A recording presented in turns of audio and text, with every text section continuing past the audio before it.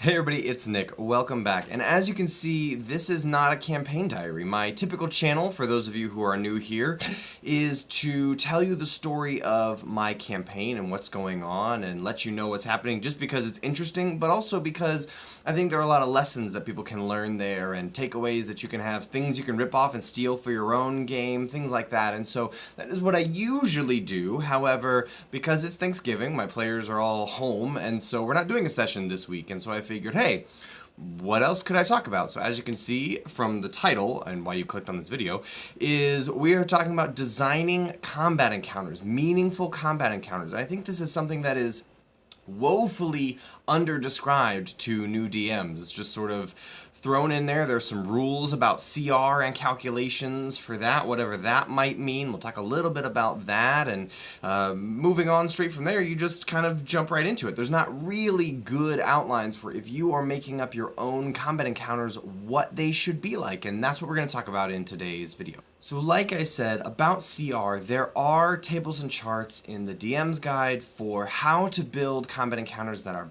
balanced using challenge rating, or CR, and every monster has a CR that they are allotted, but some of them aren't very accurate. I'm looking at you, Shadow and Hydra, that are woefully overpowered for the CR that they're given, but that's the nature of CR, is it's not really an exact science, and even the creators of the game have said this. It's not an exact science. They sort of like ballpark it, and it's close, and so you as a DM have to do a lot of work to get a feel for things, maybe tweak some stuff behind the screen during the fight or before the fight so that it's not too hard.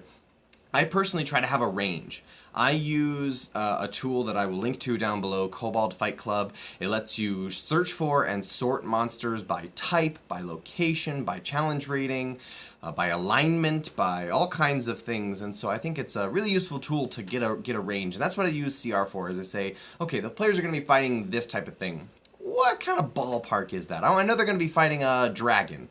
What, is it an adult, an ancient, a young, a wormling? Let's get the range here to figure out a ballpark. I know it's a dragon, but for the mechanics, I want to know exactly kind of the stats. And this will give me a range. I don't need to know the exact numbers. The problem with CR is that it assumes you are using sort of baseline vanilla rules. You're not using any homebrew or house rules, and I do. You're not using multi-classing, you're not using feats, you're not using magic items. Yeah, that's right. 5th edition balance does not assume magic items.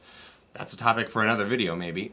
However, it also assumes things like you're using point buy and standard array and not rolling for stats. There's a lot of things that it bundles in. You're only having 4 players, and I almost always have more than that. So challenge rating for me is a little bit broken in terms of that it doesn't work. It doesn't accurately predict fights for me. I have before thrown a fight at my players where, for who they were and what level they were, a deadly fight would have been 14,000 experience points worth of fight, and even after using all of the multiple combatants, XP multipliers, whatever, the danger level of the fight was 44,000 experience, and no one died in that fight. They survived it. So it's kind of ballpark, and it loses its tightness as a system the higher you go, but it is decent at getting you in the ballpark, getting you close to what might be a good fight, and using it for that. So I don't recommend using challenge rating as a fine-tuned balancing system, but it is pretty good at getting you close. So for this video, what I wanted to do is just sort of do a thing that I normally do on my channel, which is tell you an experience from my game and let you rip it off, let you steal it.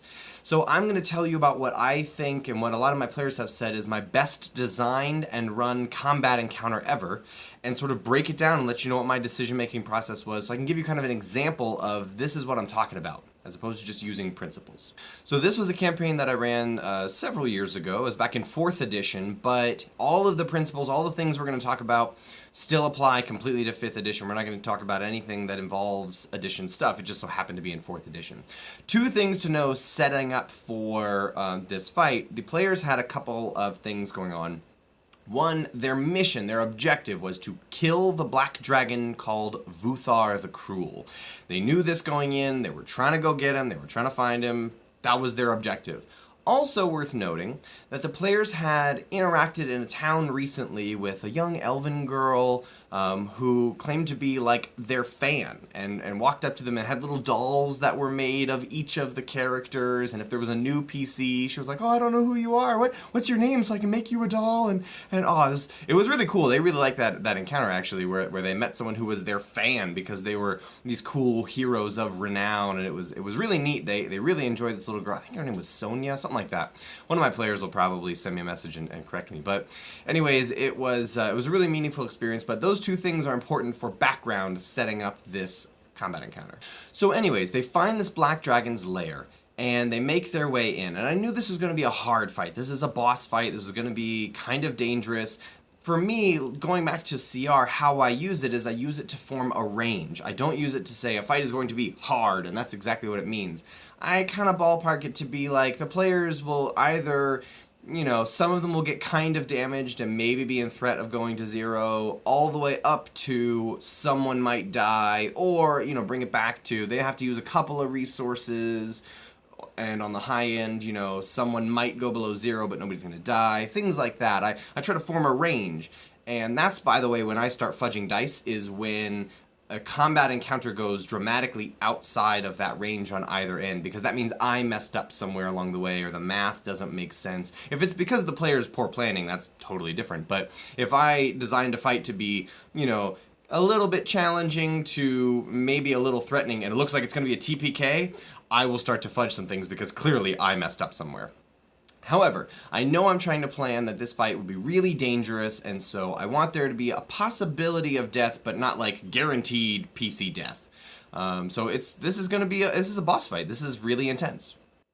I'm also aware of the fact that if you have just one bad guy and a whole party full of players, the action economy just doesn't make sense for that bad guy to actually be threatening. He only gets one turn. Even if it's a legendary bad guy, they only get their one turn and a couple of little actions interspersed. If you have one bad guy versus a party of, I think I had at the time 6 or 7 players, they don't stand a chance. So I knew I needed to divide their attention in some way. But if you just add in minions, most of the players were smart enough to ignore the minions, go after the big guy, we'll deal with the little ones later. So I knew I needed meaningful distractions from this big boss. I knew I needed meaningful distractions from this boss, and that they would be able to fight other things that would really threaten them. I also wanted to divide the players' attention somewhat.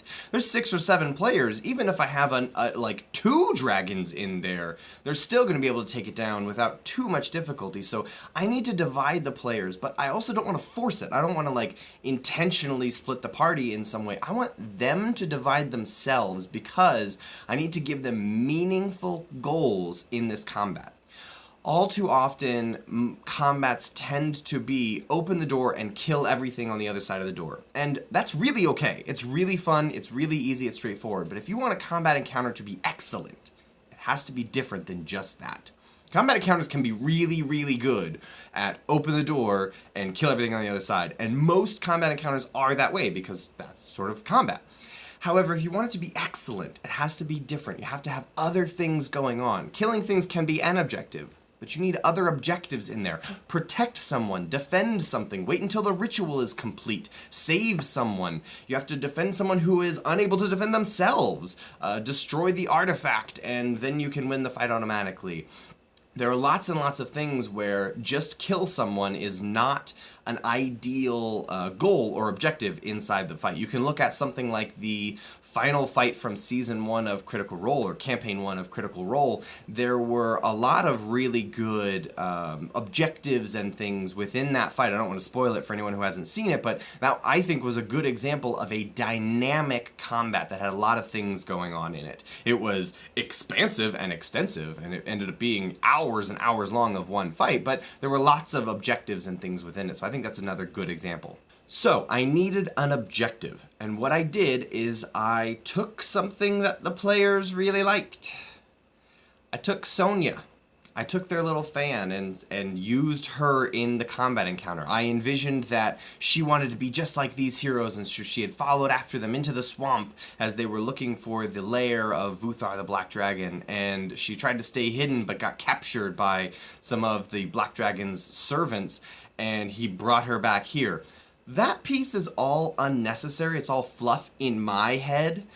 The important part was when they walked into Vuthar's lair and confronted the Black Dragon, they saw in the corner Sonya, tied up in chains, being lowered by a necromancer controlling skeletons into a vat of acid. This sparked the players. This was incredibly effective. Because when they walk into the room, of course, they see Vuthar the Black Dragon. They also see their little, young, helpless fan who is about to be tortured by this cruel, malicious, vindictive black dragon. They also see a skeletal dragon in the room as well. And the last and major feature in the room is a large body of water in the back corner. All of these things were intentionally designed to be interacted with in certain ways in the fight. Now, Sonya is obviously a point of contention for the players. They want to rescue her. They want to save her. If they do nothing, she will die. But all of them could have a better chance of focusing down Vuthar and just killing their main objective if they want to ignore her. However, the players have hearts, they are people, and so they're not going to ignore the little girl who is going to drown in acid if they don't do anything. There's also this big skeletal dragon, which is next to Vuthar, and I just sort of envisioned the necromancer working for and with Vuthar had raised Vuthar's mate as a skeletal dragon, as a servant for Vuthar, and another body in the room. But again, all of that background fluff is not necessary, it just justifies it for me. What was important is I knew there was a big black dragon and another big, scary, bruiser, brute, meaty thing going on in the room, and that was this skeletal dragon. The last piece is interesting. It was the body of water in the back corner. This is Vuthar's lair. This is his home. This is where he resides. He needs an exit and an entrance. The players came through the top of the temple. It was player-sized doorways. No adult or ancient black dragon could get out of there. This is Vuthar's primary entrance and exit. He can swim through this body of water down and out into the vast lake that is the center feature in this whole swampland.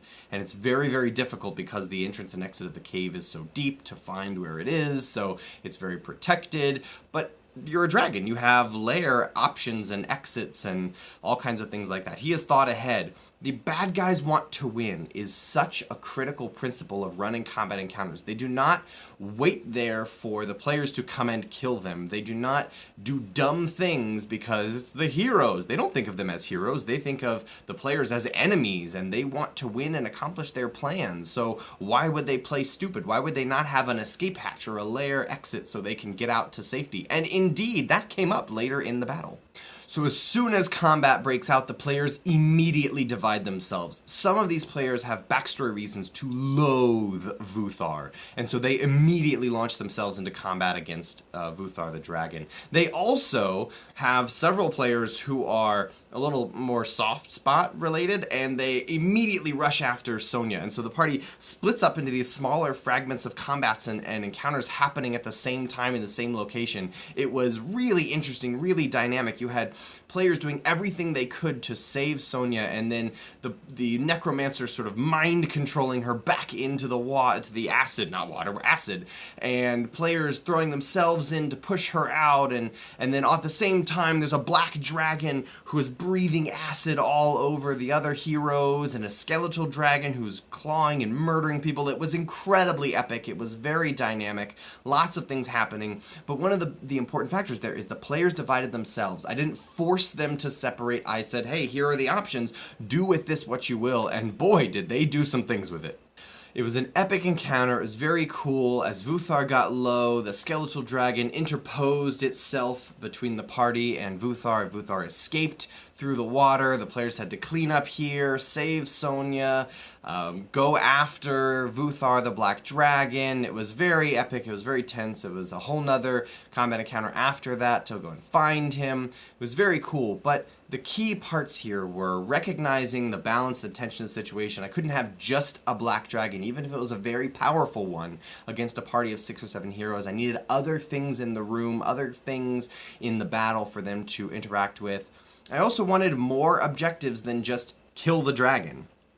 Because as cool as that is, it's kind of simple, it's kind of straightforward. They'd already been in a bunch of encounters where they kill the thing in front of them. I wanted there to be other things, and so I used RP and story elements from the player's background and said, how are you going to interact with this? I'm going to put it in the fight. I'm going to put people you care about in danger.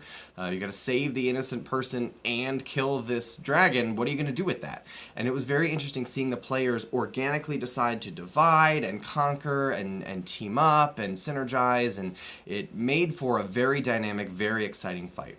So those are some of my thoughts on using CR as a range and having a mindset for what kind of a difficulty is this fight going to be before it starts, having different objectives than just kill everything. I hope you guys found this interesting and found it useful. Obviously, it wasn't an extensive, in-depth discussion on the topic. I just wanted to sort of use an example that I had. I'm not a genius when it comes to any of this stuff, but I have some experience and I want to just share that with you guys and see what you think. So let me know if you have other really cool examples or ideas for combat encounters and how to design them in the comments below. I will make sure to respond to things and let you guys know what I'm thinking. Thank you so much for watching, and I'll see you next time.